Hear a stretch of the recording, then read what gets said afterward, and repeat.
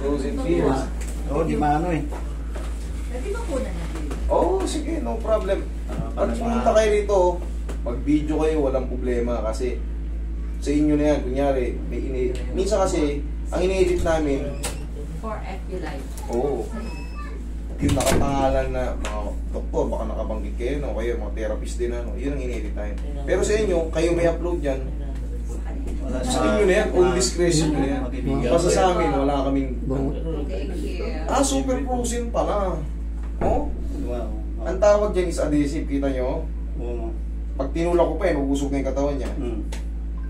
Adhesive capsulitis. Sir, ito yung tinatawag na super frozen shoulder. Yung adhesive capsulitis. Ngayon, ang pinaka-the best dyan, pag yan, di ba, tinulog nyo, ganyan, kaya nyo ba? Masakit. Masakit. Ngayon, yung pag natabig kayo, nang biglaan, yung pag hindi nyo alam, Yung sa jeep din siya ba, di ba, umakyat ako yung sikanan ako eh. Gumana ako, parang buhay. Sumasabat dito eh. okay. Ang mawawala dyan yung mga ganung pagkakataon, pero hindi pa yan, yung ganyan kasi adhesive, hindi pa yan magpe-perfect ng angat talaga. Kasi uunti-untiin pa natin yan. Uunti-untiin pa natin ang ano, ganyan stretching. Tuturuan ko kayo mamaya ng stretching, ha? Kasi yan, maaring ma-rupture yan. Maaring mapunit, magkaroon ng mga partial or full thickness tear pagkapoy na yan. Kaya kailangan talaga unti-unti yan. Kaya hindi kasi yan ano, hindi kasi biro yung adhesive capsulitis. Yan ay tinatawag na full, super frozen shoulder.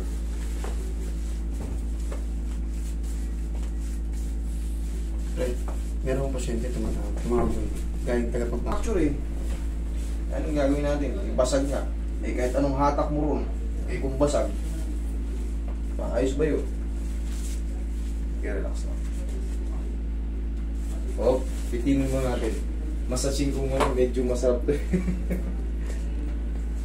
Massaging muna natin. Ano kasi ito eh, trabaho ko ba, tapos natulog, siguro nabisi ko yun. Naipit.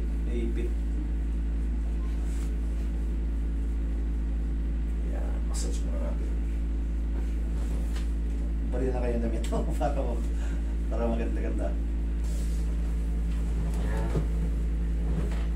Baliktad lang natin yung ano, laglag mo na katawan mo. Yan, sige laglag mo na. Yan, hindi lang mas laglag.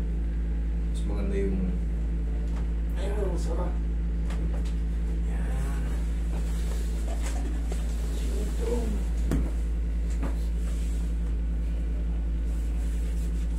Ito na ba yung pancit? Pancit lang. Pancit. Thank you, Roy. Pwede lang miss nyo. Umiiyan sila eh. Yan, marunong si John David. Practice ako kayo, Roy.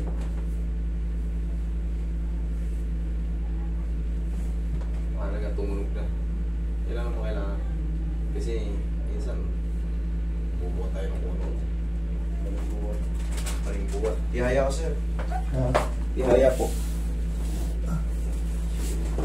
Mamaya na yung ano, final event. Yung main event, mamaya na sa pinakahuli na. Iyak tayo mamaya. Palambutin mo muna natin yung mga... Taas niyo yung balakang. Balakang. Yung... Palambutin mo natin, paluwagin mo natin lahat para hindi siya... Kung may pain man, kaya. Dalawang kamay po dyan. Okay, relax lang. Inhale. Exhale. Thank you. Nakakarang mo na. Tiramin ko po. Sige, relax lang. Tapos imamassage natin ulit ng paunti-unti. Tapos iin natin ng ganun. Tapos final. Kayo po kayo. Turuan mo mamaya, master ng ano eh. Tuturuan ko na yung stretching para... Kasi baka alis na ako eh. Ay, palis ka na? Oo, tuturo. Then, review mo lang yung video natin para maalala mo. Sige. Yung mga ganito kasing super frozen shoulder, mamaya, i-guide ko si sir kung ano yung gagawin niya day by day, pagkigising niya. Hindi naman kayo diabetic. Wala. Okay naman, okay. Very good. Ang mahalaga, wala tayong mga additional.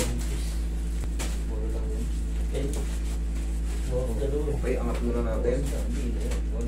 Okay, lambutan mo lang. Yan, sige, lambutan mo lang.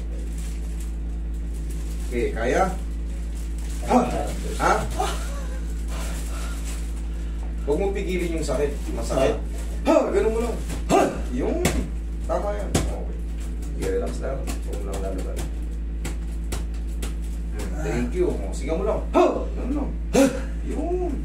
Parang kumakagat eh.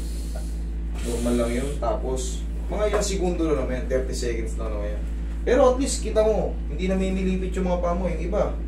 Iba rito, kinakagat pa ni Jollibee, nahihimatay pa eh. Pero ngayon, napaghandaan yun eh. Kasi, talagang binabaliktad ko muna yung... Nung una kasi, unang mga taon ko, kung ano yung natutunan ko, yun sinusod ko na. Pero ngayon, siyempre, yung experience pa, yung observation, kaya ako binabaliktad. Kahit pa paano, kahit may pain, pero bearable kaya ni sir. Yung iba kasi nakita niyo naman nahihimatay. Kadalasan lalaki. Tatlo pa lang naman ang kinagat ni Jollibee rito. Pero kaya nating i-ano, i-handle. Sir, ang pinaka-discard dyan, yung ganyan. Yan kasi, pag hiniga mo niyan, kaya-kaya mo rin, wala nang pain. Ganun lang.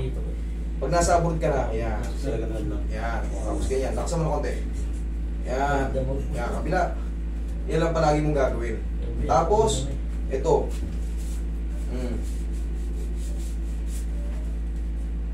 Yan. Mataas na. 1, 2, 3. Baba. O, tapos ganun lang ulit. O, round lang. Yan lang. Araw-araw. Pag wala kang ginagawa, o, nakaupo ka na. Yan. Pahinga. Kahit sa upuan, pahinga. Tapos magbaong ka ng pao. Kasi pag nag-stretch ka, kailangan lambingin nyo ulit. O kaya ganito naman, nakatayo ka, sawa ka na sa upo, hanap ka naman sa pader. Malaya na ako ngayon, pero mo. Kita mo, mataas na lang, Di ba? Ang laki ng improvement. So, sundin mo lang yung sinabi kong treatment. Pag di lang ako magagatay. Dire-diretso na yan. Yun nga, pag nag-stretch tayo, kasi nga, may inflammation yan sa loob, normal yan. Ngayon, paano mawawala yung inflammation kahit pa paano? Haplusan nyo lang na maingit. Sa ano to kasi yung mati yung ano namin ba yung provision. Kaawa ko sa net eh. Yung gano'n ba? Pagtulak. Tapos, pahinga na, tulog. Yung matulog kasi ko, tagilid ako lagi eh. O sige, ngayon, di ba sumasakit ka magkakatayin? Tagilid mo ngayon dyan, sige. Tagilid ako ba? Siguro pagising ko yun. Sige, tagilid ka dyan, tignan mo ngayon kung gaano kasarap. Kaya medyo ano na sa'yo, tulad na ano mo. Hindi tulad kanina, gluten na, di ba? Okay? Sir, sana naintindihan nyo yung ano, yan, tulad yan, may talaking video. Reviewin nyo lang yan kung ano yung mga in-explain ko. Ganun talaga ang treatment yan, lalo pag super frozen. Ngayon, sundin nyo lang yung pattern na ano. Okay? Salamat. Huwag na kayo magpasa. Thank you.